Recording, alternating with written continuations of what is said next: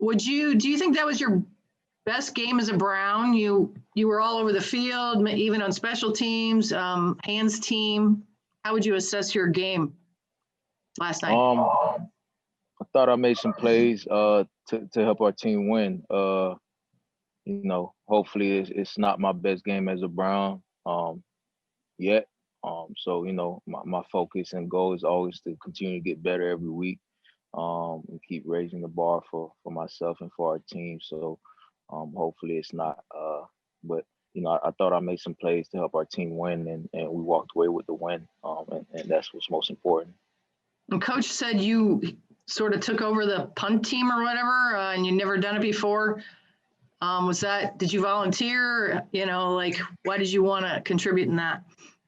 No, I've been the backup in that on that special teams unit all year. Andrew went down. He's usually the starter there, and it's next man up mentality. That's what this league's about, and that's what this team's about. Our coaches, Coach Priest, make sure I was ready and prepared. So I was ready to step up. The team needed me to step up, and that's what I did. Thank you. Thank you, Marla. PJ Ziegler will have our next question. Thanks, Rob. When you look at, and I'm not sure how much history you know of the Browns and what they're on the verge of doing, do you allow yourself, I know you want to take it one game at a time, but do you allow yourself to relish in what you guys can accomplish perhaps this week with a victory? No, I think our coaches and Coach Stefanski do a great job of making sure we stay focused and task at hand. That's just going 1-0 every week. That's what we talk about every week, just going 1-0.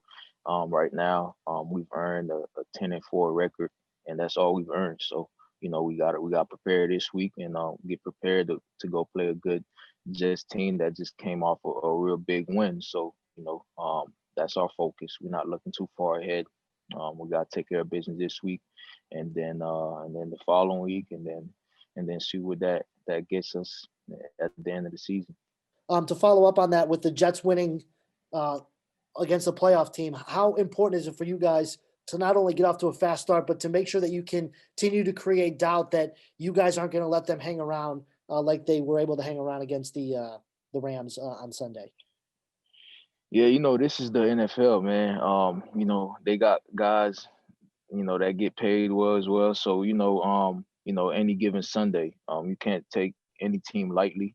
And it shows that, week in and week out, any given Sunday, anybody can win. It's the team who's the most prepared and who's ready to battle for 60 minutes. And that's gonna come out with the win. So we got prepared this week like we have been in the past every week, and we can't look at them as as a lesser team, or we're gonna go in there and get punched in the mouth. So we gotta get ready and prepared and act like this is a playoff game for us. So go 1-0. Thank you. Thank you, PJ. Scott Petrick, you're up. Hey, Karl, when you signed here, did you think this type of season was possible? I mean, given what the Browns had done in recent years? Yeah, I definitely thought so. That's part of the reason I came here. I felt like, I saw the potential that we had, obviously, with the talent we had on the offensive side, and I know the talent we had on the defensive side as well. Obviously, I didn't know much about anything else, as far as the coaching staff, but I knew that they're putting a good staff together that was going to come in and trying to build this thing up the right way. So I'm happy I made that decision to come here, and and it's like I said, we're 10-4 right now, man. We can't get too far ahead of ourselves. It's exciting to be where we at, but that's all we've earned. We haven't earned nothing else, and we gotta take it 1 week at a time. I understand that. But why do you think up to this point that it's kind of been able to mesh and you guys have been able to have this kind of success? Man, obviously it starts with us buying in. It starts with the coaching staff. That's where it always starts off from the top to bottom. It starts with the leadership up top, making sure we're prepared every week. and us buying in and doing all the things we're supposed to do. Obviously this year is different than a lot of past years. We got to do a lot more meetings on Zooms, and so the staff and the coaches, man, they've been doing a great job of making sure we prepare every week. Like I said, man, it's countless hours of Zoom calls, and I'm sure guys get tired of it and all that, but we've been buying in. And doing what we're supposed to do, and it's paying off on the field. Thank you. Thank you, Scott. We'll go to Dan Lobby. Hey, Karl, kind of along those lines, with everything that the defense has had to deal with and just everything in general, how has Joe Woods kind of handled things? You can repeat that again? Just kind of what you were talking about with how weird the season has been and guys in and out of the lineup on defense. How has Joe Woods handled all of that? I think he's been doing great, man. Preach that. Coach Woods, Coach Jeff Howard, Brendan Lynch, man, those guys, everybody, Coach Kiffin on the line, Bloom and Tarver, man, and we have a lot of guys rotating on linebacker, D line, and secondary, and we've been having to, play a lot of people, and I think the coaching staff been doing a great job of just making sure everybody is prepared, man. It don't matter who goes in there. The level of play shouldn't go down, so that the standard is the standard. So I think he's been doing a great job of that, making sure we all prepared and ready week in and week out. Thank you. Thanks, Dan. Next is Nate Ulrich. Hey, Karl, could you kind of walk us through what you saw on the 4th and 2 run stop that you got in on with Sheldon Richardson and Redwine, and the broken pass that you were able to contribute to in the end zone? The 4th down, that's a play we actually worked on a lot during the week. And we actually happened to be in the perfect play call too, man. As a play call, we worked against it, and I just knew it was coming.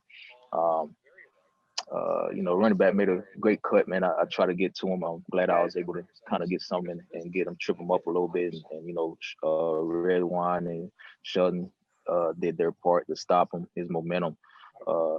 But yeah, that's I think that's all part of preparation, like I spoke about earlier.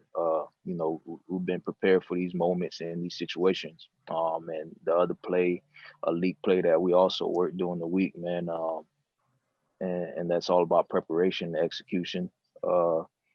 Just was able to be aware, had some good awareness on that play, and made a good play to take some points off the board. When you make big plays like that, I mean, how much pride do you have in delivering in those clutch moments? And I know you've been around a while, you're a confident guy, but does it give you any kind of boost, mentally in this system? Not really, man. I don't know. You guys don't know me well yet. I'm a very humble guy, man. I don't get too high or too low. I always, I expect those things of myself, so I don't, get too high on it. I think it's a big play for us, to get points off the board. At the end of the day, that's what it's about, man. Keeping points off the board and getting a win. So I don't get too prideful about myself about it, but it's just a good play on my part to be able to help get some points off the board. Thank you. Thank you, Nate. We'll take one final question for Karl. It'll go to Scott Pedrick. Hey, Karl, when we talked to Miles after the game last night, he said he had just gotten through with this coughing fit and he was having trouble breathing because of the COVID after effects. Mm-hmm. Have you seen it, whether it's practice or talking to him or even during the games? Have I seen what exactly? Him be affected by the lack of wind. He said he doesn't have his full wind, so he's not able to kind of go 100%. No, I haven't seen it, man. I don't. Miles, obviously, he's a tough guy. He's not gonna be a guy that shows any weaknesses and show that if something's bothering him. So, I'm sure if he had a broken leg, he probably wouldn't tell nobody and probably still try to stay out there and play. But I wouldn't notice it. You know, he was out there. I thought he was, Miles. I didn't see any lack of, decrease in his play or anything like that. So I had no idea about that.